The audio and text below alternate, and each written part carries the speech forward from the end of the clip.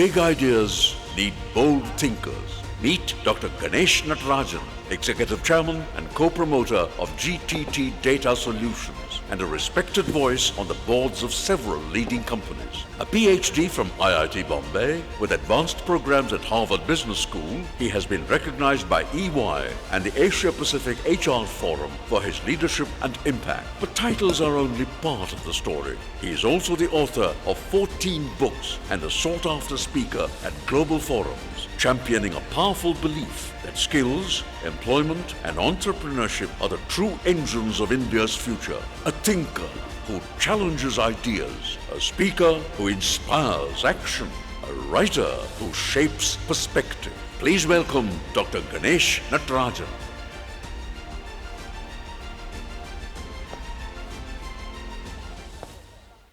Ladies and gentlemen, can we have a big round of applause for our guest today? I would now like to request Mr. Rishikesh Nandedkar, Managing Director, Fusion Global Industries India, to kindly escort our guest. Now it's a formal way, although we already had a great discussion. I would now like to cordially invite Mr. Debashish Chakrabarti, Executive Vice President and Board Member, Pirmal Pharma, to give a floral welcome to our guest.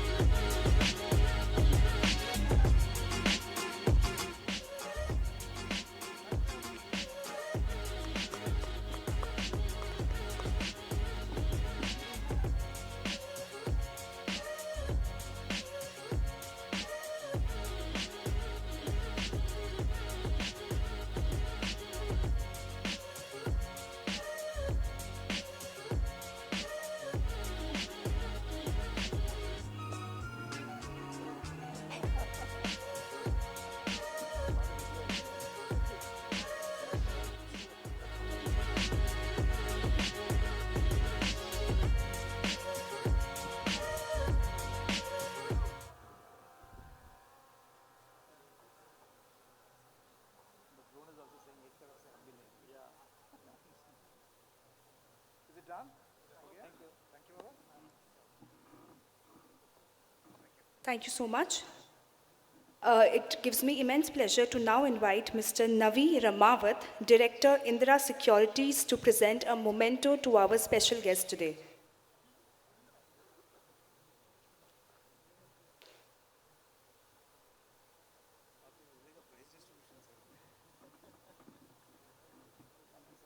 I'm sorry, it is Mr. Navi Ramawat.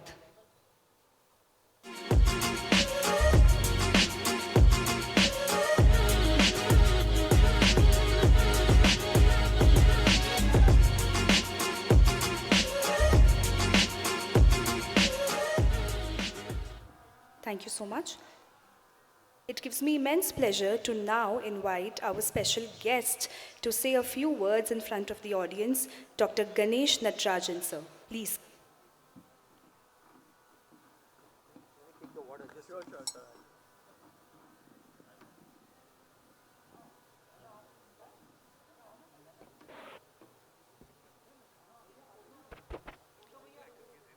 It's still good morning, so good morning to everybody.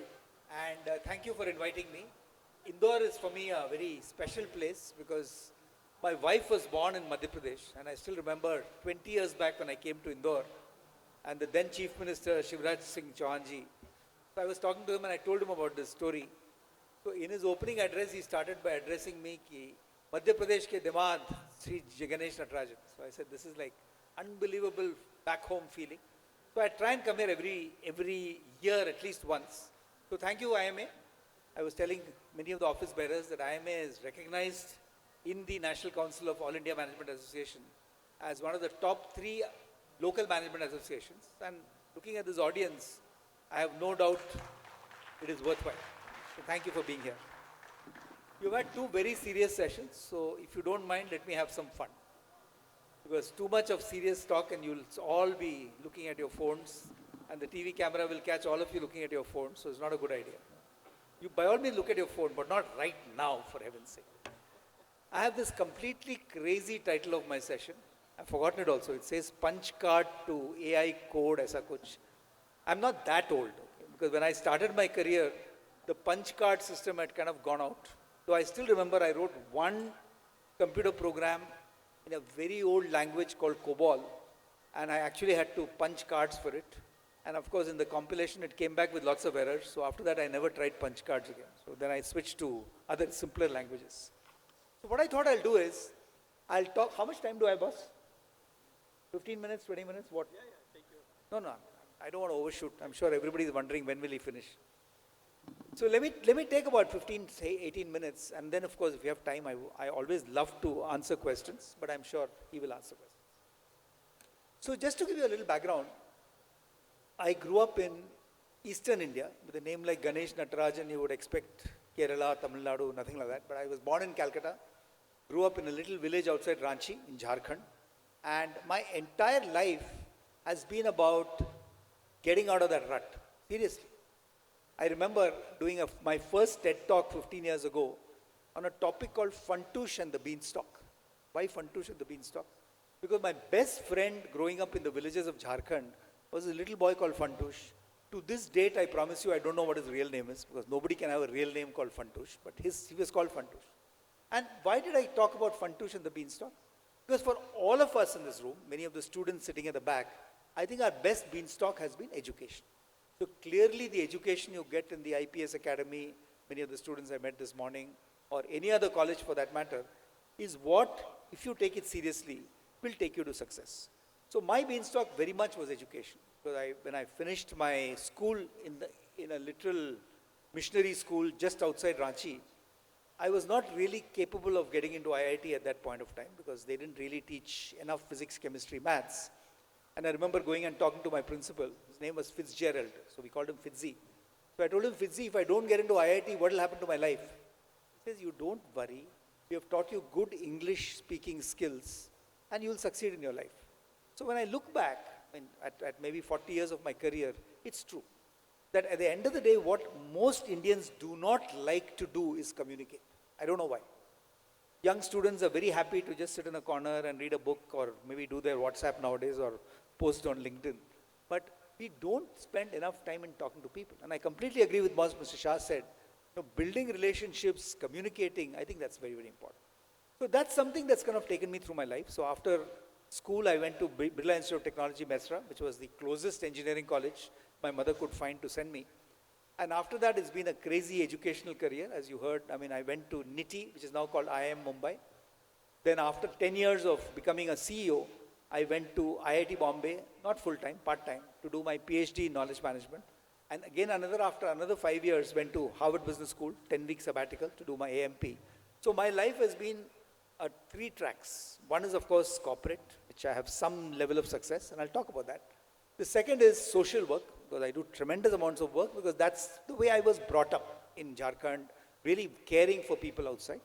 And the third, of course, is education. I love to learn. The reason for being here is to learn from many of you, and I've already learned in the last 4 hours, such amazing work people are doing, and to go on from there.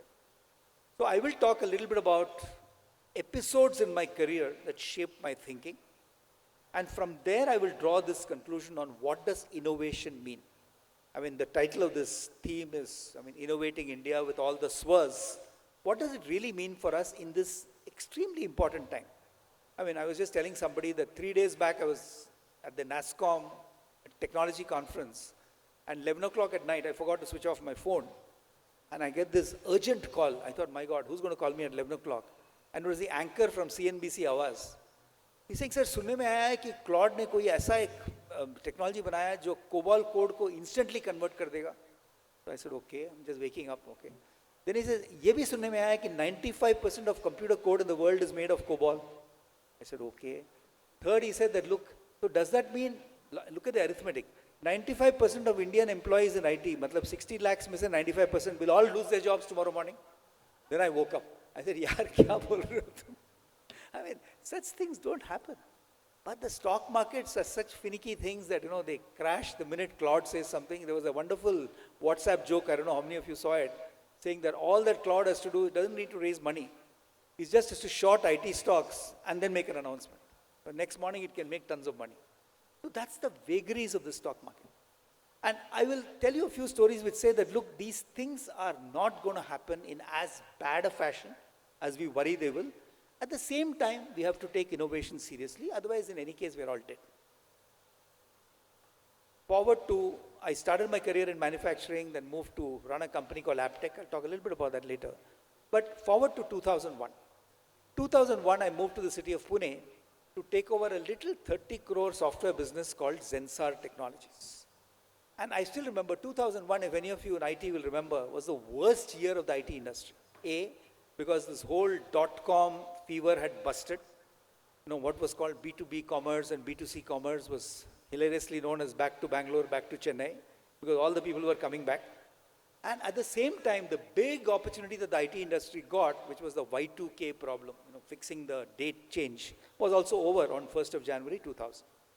So we were sitting in I still remember joining this company in February and figuring out that out of 400 people, 200 were on the bench and doing nothing.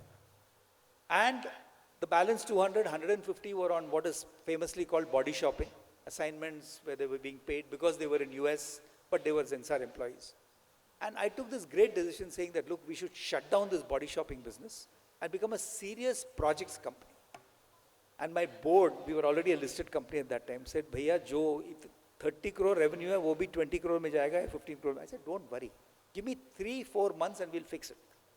And I remember calling my team together, and this is my first lesson in innovation, saying, boss, what do we do?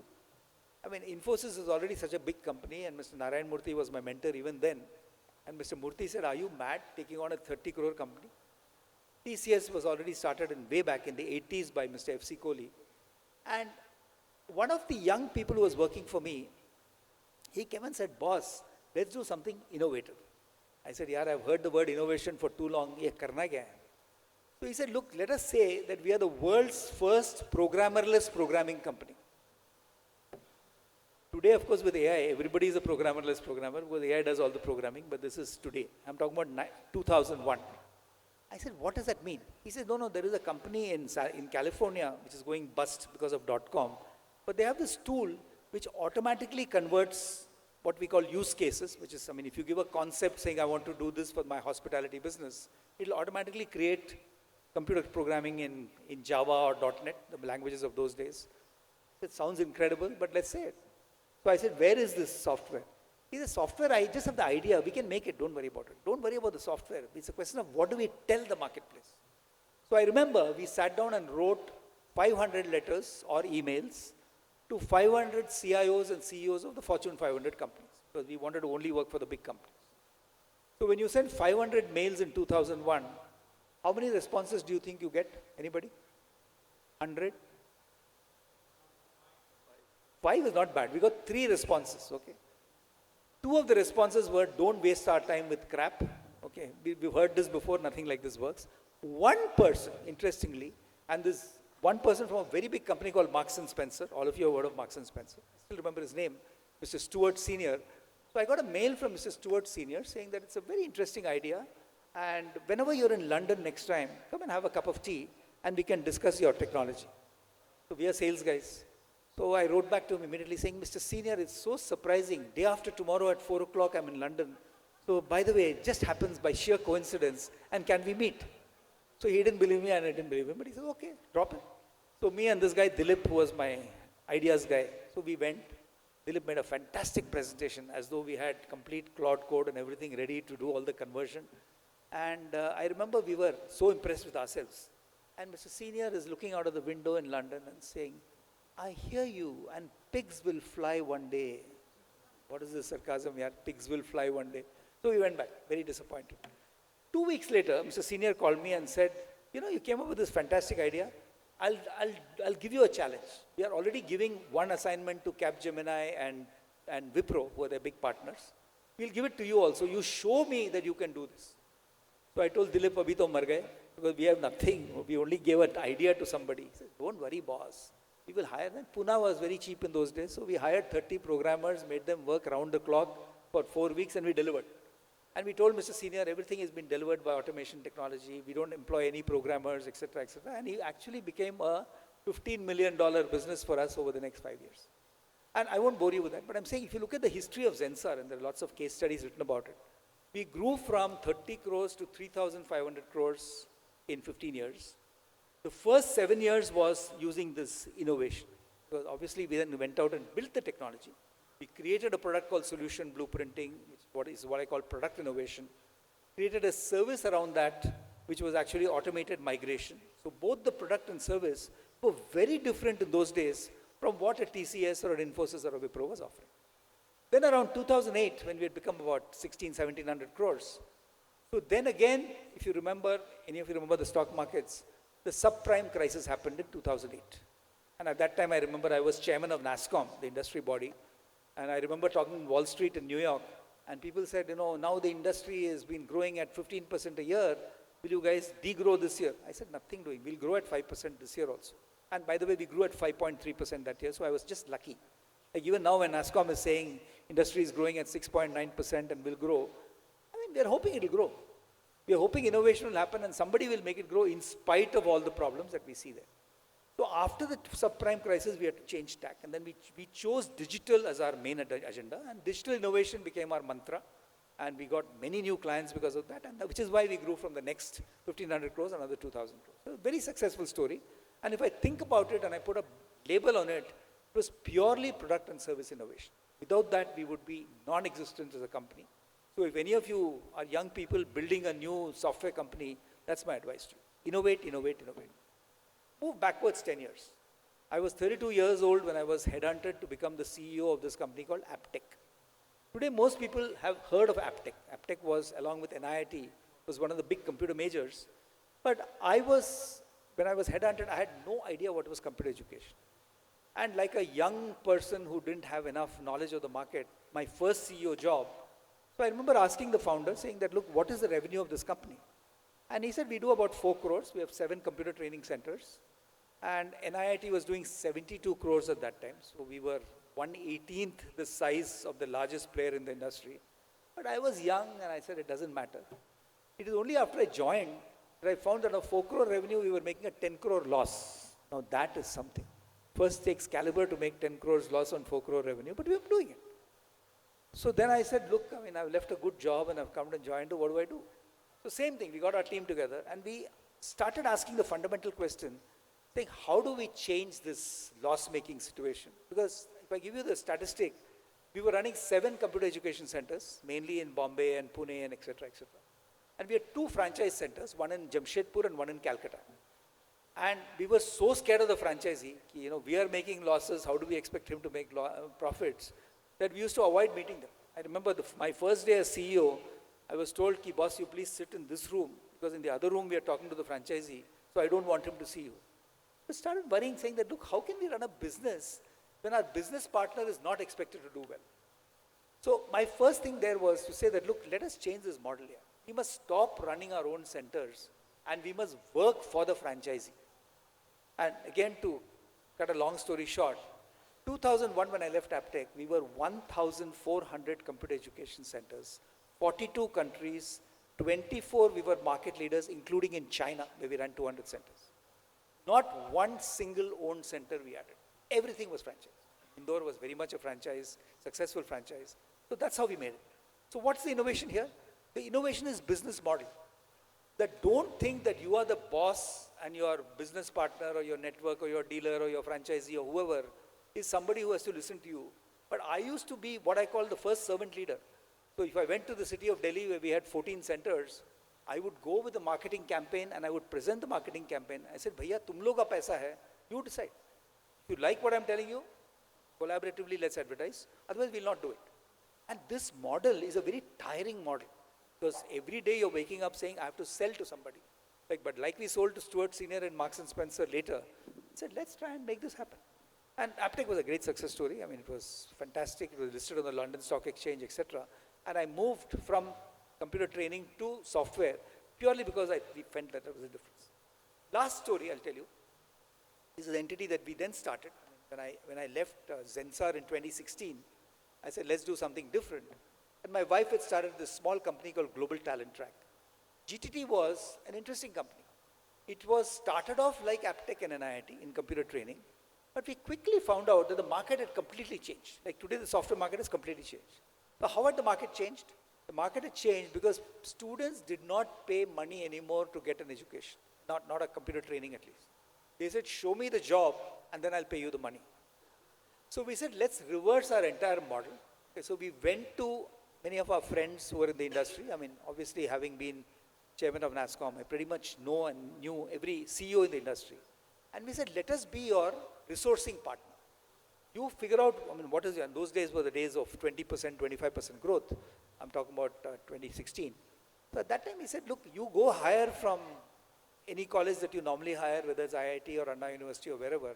But throughout the year, your requirements, let us meet. And not only let us meet by getting people from second tier cities. I mean, not just Indore, but the Jabalpurs of the world, and make that happen. They said, no, second tier cities don't have good communication skills. We only want, no, leave it to us. We will teach them good communications, we will teach them good technology, and we make it happen. So we built an entire business in the next 10 years on what we call hire, train, and deploy model, which means that we first tied up the demand and then started supply. Exactly opposite to what we did in Aptech, where we created massive supply and then we placed people. So this was again a very different kind of model of innovation. Last but not the least, today, of course, I'm very proud of an entity we run called Lighthouse Communities, which is today in 5 states, 15 cities. There, what do? We work primarily with slum youth and ensure that, we create an aspiration in them, like I was when I was in Tata Silva and Ranchi, to actually succeed. Because the biggest problem of skills in this country, I'm sure you would have noticed, is right from 2014 when Prime Minister Modi talked about the Skills India mission, National Skills Development Corporation. Unfortunately, and I say unfortunately, a lot of people set up skilling companies without asking the young person, do you really want to learn what I'm teaching you? And I have actually spent 2 days in Dharavi 10 years back and talked to a young person. I said, kya kar rahe ho bhaiya? He's saying, I'm doing this skills course in this center. What will you do next? I'll do another skills course in another center. Kyun? Ghar mein sab puchte hain ki kya kar rahe ho? So I just say, I'm doing skilling. I get free food, I get everything. So he had no aspiration to do a job. So what we do in Lighthouse is we don't talk about skills at all. We first spend 6 weeks with them, getting the fear out of their mind. I mean, slum youth are not exactly very happy people. Create some sense of happiness, sense of agency, which is a social sector word, which means aspiration. And then ask them, what skill do you want to learn? How do you want to do? And irrespective of somebody wants to be a gym instructor, a guitar instructor, or a software programmer, we'll give them the skills to make that happen. So just to conclude, there are only 2 or 3 ways of building large companies out of small companies. I mean, one is you inherit your father's company, it's already 5,000 crores, and it's very easy to make that 15,000 crores. But for many of us who start small companies, who have to innovate, 3 models of innovation I talked about. One is product and service innovation. The second is what we call input process innovation, which is what we have done in GTT, which is now listed on the Bombay Stock Exchange. And the third is what I told you about Aptech, which is business model innovation. So in this context, where are we today? I mentioned it earlier that, look, AI is threatening, if you believe it, to transform everything that we ever know about civilization. Will it happen? It can happen. I mean, there is a cliche which says that fundamental change never happens as fast as you think it will happen. But fundamental change can transform much more than you think it can happen. So really, if you look at it, in the next 6 months, things are not going to be that bad. But in the next 6 years, will fundamentally change. Because AI, today when you look at AI is potentially capable of doing any job that any human being does today, including financial analysis and investing and everything else. But there's so much of data that's available in the world that all it needs is good analytics, good predictive and good prescriptive analytics, and that'll happen. So don't believe that, AI is a small thing, it'll go away. Potentially, if AI takes away every job, question is, morning I was exchanging a WhatsApp message with somebody, and we were actually discussing this, what will human beings do in 2035? We'll be sending WhatsApp messages to each other, because AI is doing all the work. Then the question came up was, who's going to pay us for sending WhatsApp messages? Now that we will not answer. So if somebody fools you and says that, look, the world is bright, don't worry about it, don't believe it just like that, because you have to prepare to innovate in your own lives. So let me close by saying, I think the journey from the punch card in the information technology revolution to what is today AI coding and AI future. AI is going to go from what is today artificial intelligence to what they call AGI, which is artificial general intelligence, which is when human beings are really not required for most processes, to artificial super intelligence, which my guru, Yuval Noah Harari, who wrote these wonderful books, from Sapiens to Homo Deus to Nexus, he argues that if you're not careful, we will completely let AI take over the world. It will completely govern the way wars are fought, already happening by the way, govern the way football is played. For instance, I was talking to the National Basketball Association in New York just about 1 year back. And I said, what's new and cool in basketball? He showed me the technology they're building. If all, I mean, any of you watch American basketball, you'll know that, people like LeBron James, 7 foot 5 inches, when they charge down the basketball court to shoot a basket, it takes 3.5 seconds for LeBron James to cross the entire court. Now, what they're building is technology by which when LeBron is charging down, let's say there are 4 defenders in front of him, and it's up to him now whether he shoots the basket, he goes left, goes right. He says, we are doing a quick, literally microsecond analysis of the blocking patterns of each of those 4 people, and instantaneously we can tell LeBron James, your best strategy is to turn left 2 steps, go forward 1 step and shoot the basket. So I said, if that happens, you don't need any brains. He said, no, it's not legal yet. Because what they would have to do is plant something in a neural network in his head, and artificial intelligence is telling his legs where to move. But he says, we have the technology. The question is whether government will allow us to do it at any point of time, and is it legal? So the point I'm making is, that's going to happen. What does it mean for people running companies today? I believe yesterday I was told that IMA launched the Center for AI, for businesses to learn how to use AI. The only suggestion I can give you is, do not put AI into your existing company. Reimagine the company. That if AI has all these capabilities, like the ones I was explaining to you, what can my business do in future? Is reimagining the business, then come down and say, what processes do I need to service the supplier and the partner and the employee and the customer, and then redesign the process, and then saying, how will my network evolve? Who do I need as partner? So it's a completely different way of thinking. And people who are willing to do that today, to my mind, will be the success stories of tomorrow. And similarly, as individuals, I mean, irrespective of how young we are or how old we are, I think the time has come when we have to re-examine and saying, this is all available out in the universe. I want to be successful. I want to be Mr. Shah of Edelweiss, or I want to be Amitabh Bachchan. But what do I do to make that? So thank you very much. I just thought I'd give you some room for thought, and thank you for listening.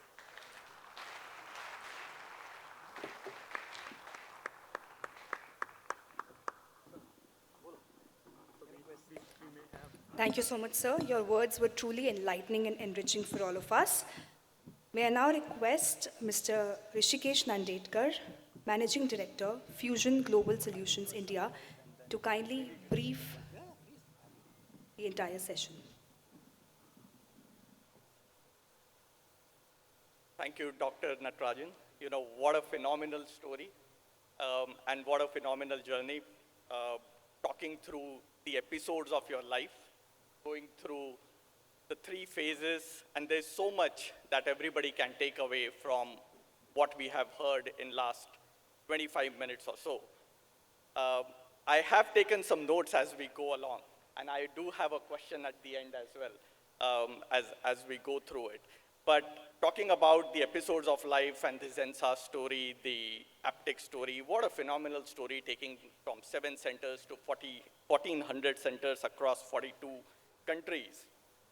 And the 3 innovation models, the innovations around product and services, the input professional innovation, and the business model innovation, for everybody to think about, and the things that you are doing around global talent and the Lighthouse project as well.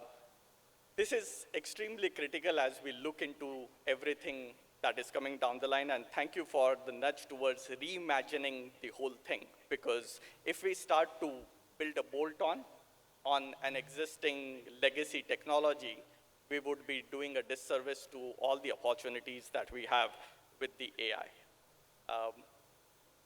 Your story around LeBron James and basketball reminds me of another WhatsApp that somebody sent me saying that the organizations of future would be run by a man and a dog. The man will be there to feed the dog, and the dog will be there to make sure the man does not touch anything. Uh, all the jokes apart, we are moving towards that future, but there is a lot that we can do around reimagining the business. The story from punch cards, and that is a long, long, long time ago in the technology evolution, to where we are today, to where we are going tomorrow, and the fact that things will be fundamentally different, not necessarily in 6 months, but in 6 years, is a huge thing for everybody to remember. Before we let you go, sir, I know you talk about culture of love, and we wouldn't let you go without getting a response on that one. For all the entrepreneurs, for all the people who are looking towards empathy, how do we conclude towards, how do we balance the emerging leaders towards EBIT and empathy? No, thank you for asking that question, because, I mean, where he's coming from is I was doing a podcast before this, and in the Lighthouse Communities, which is our social venture, we have 500 young people who are passionate about social work.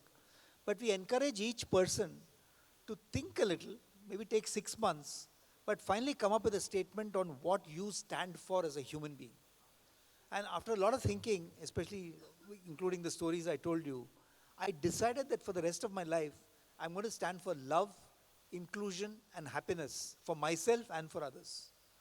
Now, this sounds very trite, okay, but it means that every time you have an interaction with a human being, you can't be impatient.